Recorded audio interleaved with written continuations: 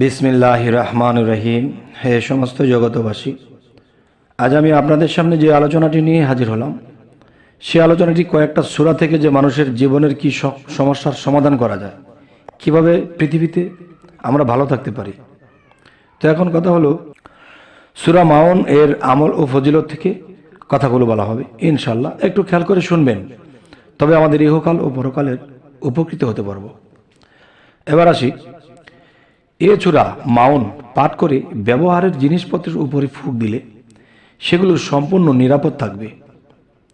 প্রত্যহ 41 বার এ সূরা পাঠ করলে সেই পাঠকারীর উপর পরমুখাপেক্ষী থাকিতে হবে না এবং রুজি রোজগারে বৃদ্ধি পাবে ইনশাআল্লাহ। হে সমস্ত জগতবাসী, অবশ্যই খেয়াল করে শুনছেন যে আমরা পৃথিবীতে চলাকালীন অনেক জিনিসপত্র কেনাকাটা করি, অনেক খাদ্যদ্রব্য কেনাকাটা করি, কিন্তু বরকত তেমন দেখি না। মানে ছো করে আনলে ছো করে শেষ হয়ে যায়। তো এর মধ্যে বিসমিল্লাহির রহমানির রহিম ব্যবহার করতে তো বলেই যাই, তার মধ্যে যদি আমরা সূরা মাউনের যে বিষয়টা, যে আমরা যদি এটি পাঠ করে সেই খাদ্যদ্রব্যের উপরে ফুঁক দিই, তো ইনশাল্লাহ আমাদের বরকত আল্লাহ দান করবেন। 40 বার এই সূরা পাঠ করে যে পাঠকারীর কখনো মোকাপেক্ষী হতে হবে না কারো কাছে, অবশ্যই আল্লাহ আমাদেরকে হালাল রুজিতে বরকত দান করবেন। এবারে আছি যে সূরা কাউসার। সূরা কাউসার এর আমল ও ফজিলত, জুমার রাতে 1000 বার পাঠ করলে, এ সূরা 1000 বার পাঠ করলে, পুনরায় 1000 বার দুরূদ শরীফ পাঠ করলে ইনশাআল্লাহ রাসূলুল্লাহ সাল্লাল্লাহু আলাইহি সাল্লাম এর কিয়ামত লাভের সৌভাগ্য ঘটবে। যে হযরত মুহাম্মদ সাল্লাল্লাহু আলাইহি সাল্লাম তিনির সাথে ইনশাআল্লাহ আমাদের কিয়ামত নসিব হবে। এবার আসি যে এ সূরা লিখে গলায় বাঁধলে, মানে সূরা কাউসার লিখে গলায় বাঁধলে শত্রুদের কবল হতে নিরাপদ থাকবেন।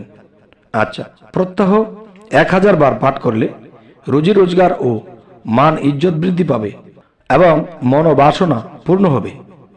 আচ্ছা, নির্দোষ ব্যক্তি জেল হতে মুক্তি লাভ করবে। আচ্ছা, তো এবার আসবে এই সূরা কাউসার পাঠ করে গোলাপ জলের উপর ফুঁক দিয়ে প্রত্যহ সে পানি চোখে দিলে চোখের জ্যোতি বৃদ্ধি পাবে।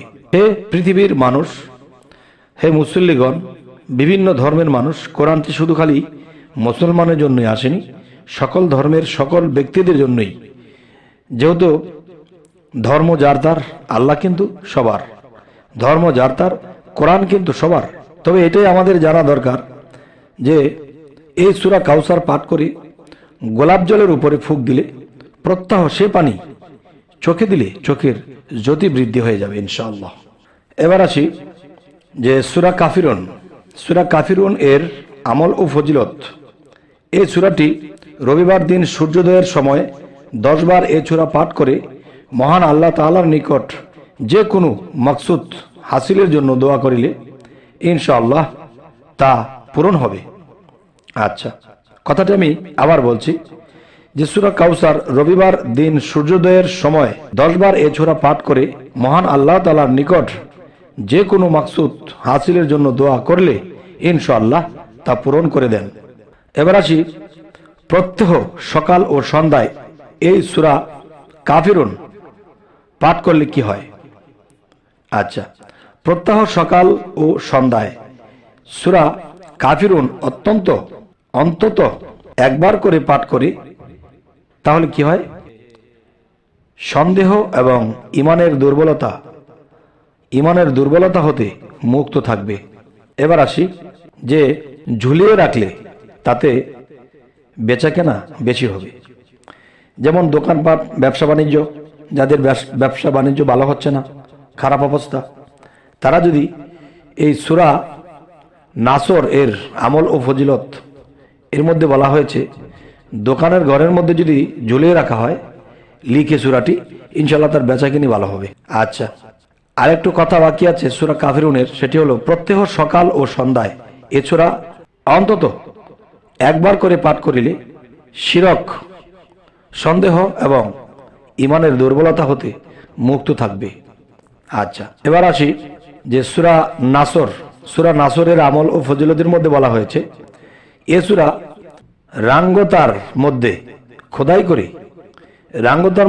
খোদাই করে লিখে জালে বেঁধে দিলে উক্ত জালে বহু বহু মাছ ধরা পড়বে। আচ্ছা, আর কাঠে খোদাই করে লিখে দোকানে ঝুলিয়ে রাখলে তাতে বেচাকেনা খুব বেশি হবে। এটি হলো সূরা কাউসারের আমল ও ফজিলত। তো এবার আসি সূরা লাহাব। সূরা লাহাব এর আমল ও ফজিলতের মধ্যে আল্লাহ কি বলেছেন, এ সূরা লিখে শরীরের বেদনার স্থানে বেঁধে দিলে আল্লাহর রহমত বেদনা লাঘব হয়ে যাবে। আচ্ছা, এবার আসি 7 বার এই সূরাটি পাঠ করে কিছু লবণের উপর ছিটা বা কিছু লবণের উপরে 7টি দম করে বা ফুঁক দিয়ে শত্রু ধ্বংসের নিয়ত করে ওই লবণ আগুনে ভিতরে ফেলে দিলে মহাপ্রতাপশালী